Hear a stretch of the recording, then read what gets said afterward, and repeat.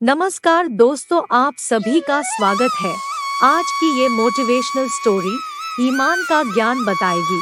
तो चलिए शुरू करते हैं। काफी समय पहले की बात है। प्रतापगढ़ नाम का एक राज्य था। वहाँ का राजा बहुत अच्छा था, मगर राजा को एक सुख नहीं था।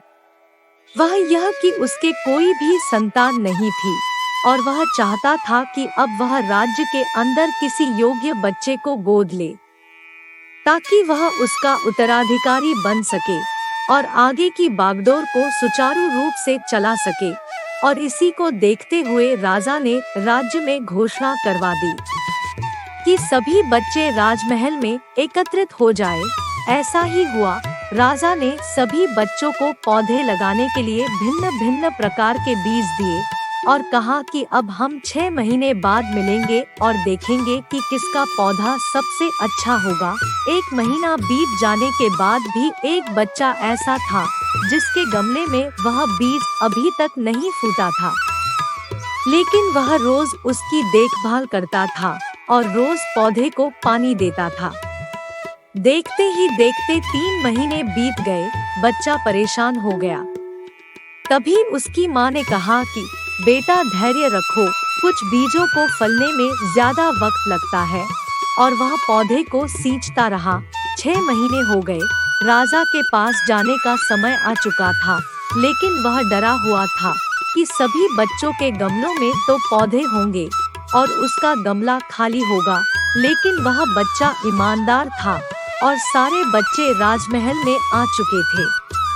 कुछ बच्चे जोश से भरे हुए थे क्योंकि उनके अंदर राज्य का उत्तराधिकारी बनने की प्रबल लालसा थी।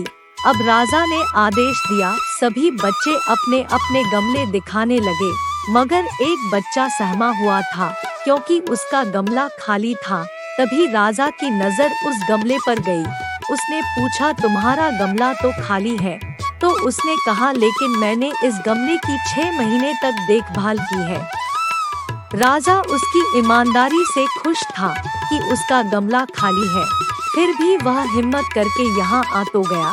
सभी बच्चों के गमले देखने के बाद राजा ने उस बच्चे को सभी के सामने बुलाया। बच्चा सहम गया और राजा ने वह गमला सभी को दिखाया।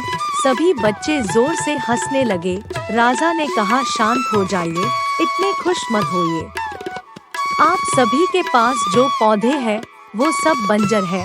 आप चाहे कितनी भी मेहनत कर ले, उनसे कुछ नहीं निकलेगा। लेकिन असली बीज यही था।